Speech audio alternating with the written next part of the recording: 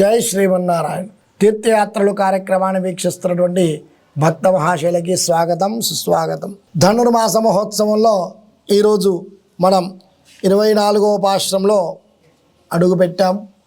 నిన్నటి రోజు స్వామి యొక్క అనుగ్రహాన్ని పొందడం కొరకై గోపికలందరూ కూడా చక్కగా స్వామి పవలించినటువంటి ఆ యొక్క శయనాగారం నుండి అక్కడ ఉన్నటువంటి మండపంలోకి విచ్చేసి చక్కగా సింహాసనం మీద కూర్చునేటువంటి ఆ యొక్క దశని గోపికలందరూ కూడా విన్నవించుకుంటారు స్వామికి.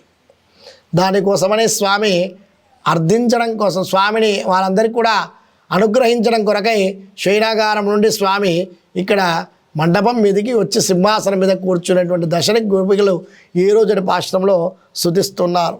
ఆనాటి కాలంలో కూడా స్వామికి మంగళం కలగడం కోసం రామచంద్రమూర్తికి జనక మహారాజు సీతమ్మని రామచంద్రమూర్తికి ఇస్తూ, ఇయం సీత మమ సుత సహధర్మ చరీతవా ప్రతిచైనాం బద్ధంతే పాణిం కృష్ణీష్టపాణిన.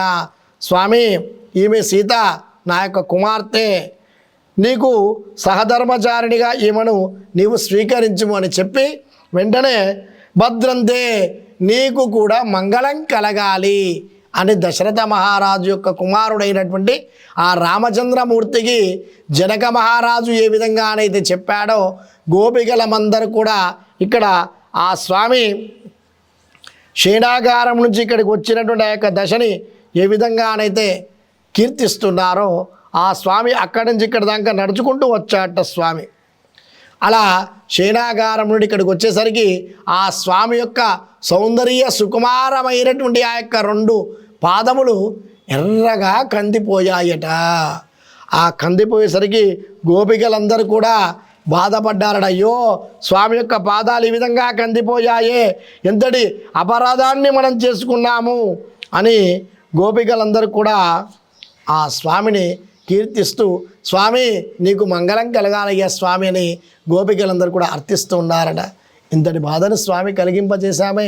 సౌందర్యమైనటువంటి సుకుమారమైనటువంటి మల్లె పువ్వు కంటే కూడా మెత్తనైనటువంటి స్వామి యొక్క పాదాలు, ఆ గులాబీ రెక్కలు తలిగితేనే స్వామి పాదాలు కందిపోతాయే.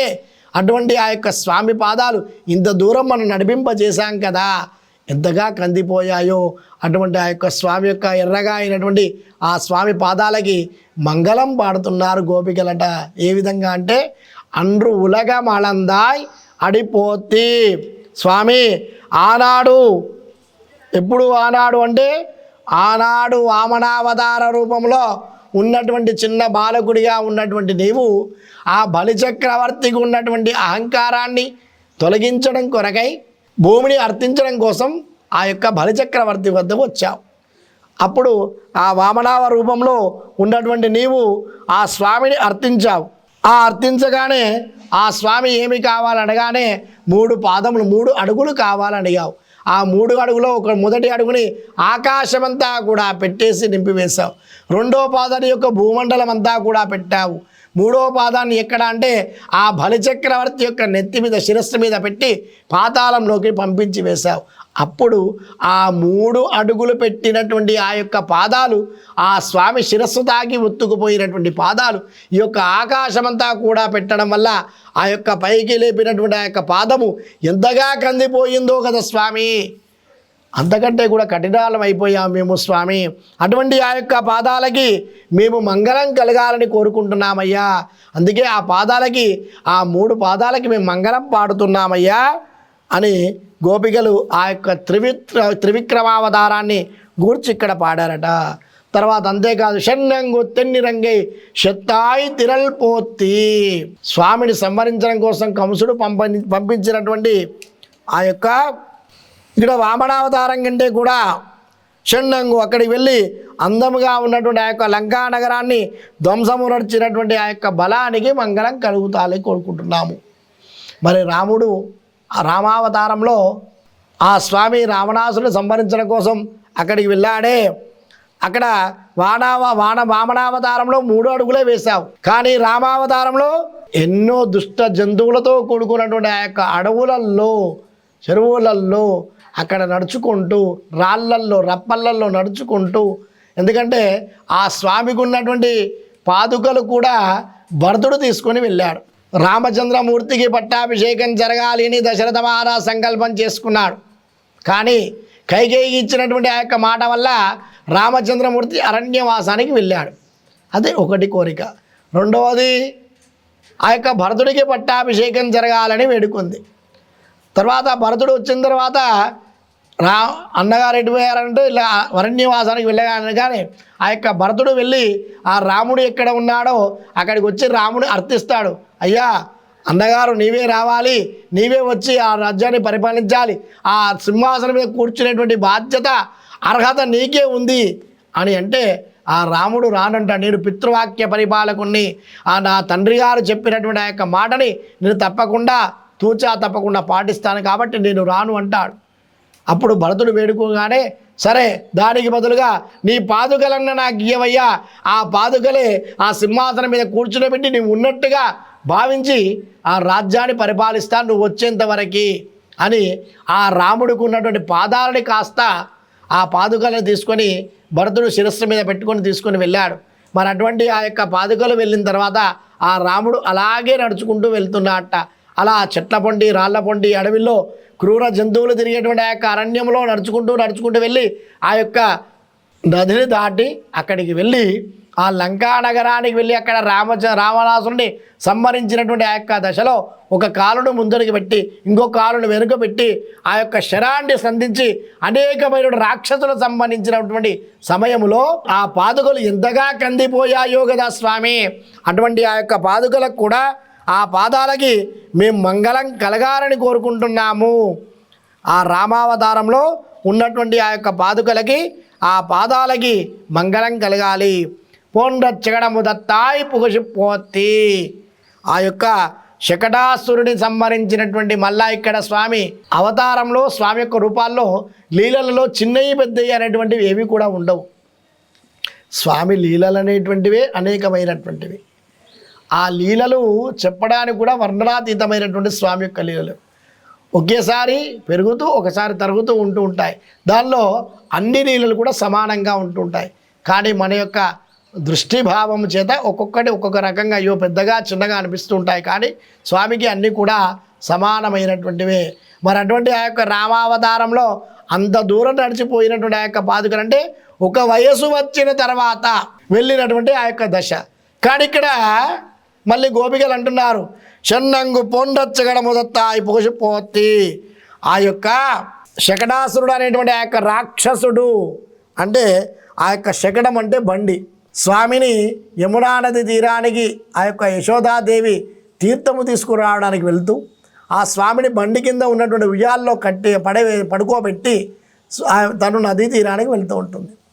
అదే అదునుగా చూసినటువంటి ఆ యొక్క శకటాసురుడు అనే రాక్షసుడు ఆ బండి మీద ఆవాహన అయ్యి స్వామిని చంపాలి అనే ప్రయత్నం చేస్తాడు. అప్పుడు ఆ ఉయ్యాల్లో పడుకున్నటువంటి ఆ యొక్క స్వామి తన యొక్క చిన్ని పాదాల చేత ఆ పాదాలు ఇలా బండిని తన్నేసరికి ఆ బండి అలా ఆకాశం అంతా ఎత్తుకెదిగి కింద పడి ముక్కలైపోయింది. అప్పుడు ఆ చిన్ని పాదాలకి ఎంత అది కలిగిందో కదా స్వామి, ఎంత ఇబ్బంది కలిగిందో. అటువంటి ఆ యొక్క పాదాలకి మంగళం కలగాలయ్యా పోత్తి. ఆ పాదాలకి మంగళం అనేటువంటిది కలగాలి. ఆ శ్రీచరణాలకి ఎల్లప్పుడూ కూడా మంగళం కలుగుతూ ఉండాలి. అంతేకాదు కుండ్రు కుడయ్యా విడతాయి కుడం పోత్తి. ఆ యొక్క దూడ మీద ఆవహించినటువంటి ఆ యొక్క రాక్షసుని సంహరించడం కొరకై ఆ ఒడిసెల రాయి ఎలాగైతే పట్టుకొని తిప్పుతూ ఒక కాలును ముందడికి పెట్టి ఇంకో కాళ్ళు వెనుకన బట్టి ఇలా దాన్ని గిరగిరా తిప్పి ఎలాగైతే విసిరి కొట్టావో అప్పుడు ఆ పాదాలు భూమి మీద పెట్టినప్పుడు ఆ పాదాలు ఎంతగా కందిపోయాయో కదా స్వామి. అటువంటి ఆ యొక్క పాదాలకి మంగళం కలగాలని ప్రార్థిస్తున్నామయ్యా. అంతేకాదు ఆ యొక్క పూతనని కూడా సంహరించినటువంటి ఆ యొక్క దశని కూడా గోపికలు గుర్తు చేసుకున్నారట. కుండ్రు కుడయ్యా విడతాయి కుడంబోతి. ఇవన్నీ కూడా ఒక రకమైనటువంటి లీలలు అయితే గోపాలులందరూ కూడా ప్రతి వర్షాకాలం వచ్చేటువంటి సమయంలో ఆ యొక్క ఇంద్రుడిని పూజిస్తూ ఉంటారు. అక్కడ ఉన్నటువంటి గోవర్ధనగిరి పర్వతాన్ని కూడా పూజిస్తూ వర్షాలు పరవాలని ఇంద్రుడిని వరుణుని పూజిస్తూ ఉంటారు. కానీ ఆ సంవత్సరం ఆ యొక్క ఇంద్రుడిని పూజించకుండా ఉండేసరికి ఆ యొక్క ఇంద్రుడి కోపం కలిగి ఇక్కడ శ్రీకృష్ణ పరమాత్మనే ఉన్నాడు కదా అని ఆ స్వామిని కీర్తించడం వల్ల అతని కోపం కలిగి ఆ యొక్క వరుడు గాలులతో కూడుకొని కుంభవృష్టాన్ని కురిపింపజేశాట. ఆ సమయంలో స్వామి ఆ గోవర్ధనగిరి పర్వతాన్ని ఎత్తి తన యొక్క చిటికెన వేలి మీద లేపి అలా పట్టుకొని అక్కడ ఉన్నటువంటి గోపాలులకి ఆవులకన్నిటికీ కూడా ఎలాగైతే రక్షణ కలిగించాడో అలా ఎత్తినటువంటి సమయంలో ఆ కాళ్ళు నీ యొక్క చిటికెన వేలు నీ యొక్క శరీరం ఎంతగా కందిపోయిందో కదా స్వామి, అటువంటి ఆ యొక్క దానికి మంగళం కలగాలని కోరుకుంటున్నామయ్యా. అటువంటి ఆ యొక్క చేతులకి మంగళం కలగాలి. అంతేకాదు వెన్రుపై కెడుకుం నినికేయిల్ వేల్ పోతి, శత్రువులను జయించినటువంటి వేలాయుధానికి ఎంతో మందిని సంహరించినటువంటి ఆ యొక్క ఆయుధాలకి ఎన్నెన్నో నిజమే ఎత్తి పరేకొల్వా. ఇలా చెప్పుకుంటూ పోయినా కూడా స్వామి నీ యొక్క లీలలు చిన్నప్పటి నుంచి అమోఘమైనటువంటివి, అద్వితీయమైనటువంటివి. అటువంటి లీలలు ఎన్నో ఉన్నాయి, చెప్పడానికి కూడా సమయం సరిపోనటువంటి లీలలు ఉన్నాయి. ఎన్ని లీలలు ఉన్నా కూడా నీ ముందర అవన్నీ కూడా ఎంతైనా కూడా అవి తక్కువగానే ఉంటాయి. అటువంటి ఆ యొక్క లీలలు ఒక నీకే కాకుండా అందరికి కూడా వినిపించడం కోసమై మాకందరికి కూడా ఆ యొక్క పరే కొల్వాన్, ఆ పర అనేటువంటి వాయిద్యాన్ని మాకు ఇచ్చినట్లయితే ఆ పర అనే వాయిద్యం ద్వారా మేము అందరికి కూడా నీ యొక్క కీర్తిని ఎల్లడల కూడా తెలియింపజేయిస్తూ ఆ యొక్క స్వామికి నీకు మంగళం కలగాలని ఆ యొక్క కీర్తిస్తూ ఉంటామయ్యా స్వామి అని గోపికలందరూ కూడా కీర్తిస్తున్నారట. ఇంద్రియా మందో మిరంగే లోరెంబావాయ్. కాబట్టి వాటన్నిటి కోసమని మేమందరం కూడా ఇక్కడికి వచ్చామయ్యా. అందుకోసమని నీకు మంగళం కలగాలి. నీకు మంగళం కలిగినట్లయితే, శుభం కలిగినట్లయితే మమ్మల్ని చక్కగా అనుగ్రహిస్తూ ఉంటావు. కాబట్టి స్వామి మాకు ఆ పర అనేటువంటి వాయిద్యాన్ని ఇచ్చినట్లయితే నీ యొక్క కీర్తిని ఎల్లెళ్ళ కూడా మేము తెలియజేస్తూ నిన్ను మంగళం కలగాలని ప్రార్థిస్తూ ఉంటామయ్యా అని గోపికలందరూ కూడా స్వామికి మంగళం కలగాలని ఆ మంగళాశాసన పాశ్రాన్ని విన్నవించుకున్నారు. ఈరోజు పాశ్రంలో గోపికలందరూ కూడా మరి రేపటి రోజు పాశ్రంలో గోపికలు ఏ విధంగా స్వామిని పొందుతారో దాని గురించి రేపటి రోజు తెలుసుకుందాం. జై శ్రీమన్నారాయణ.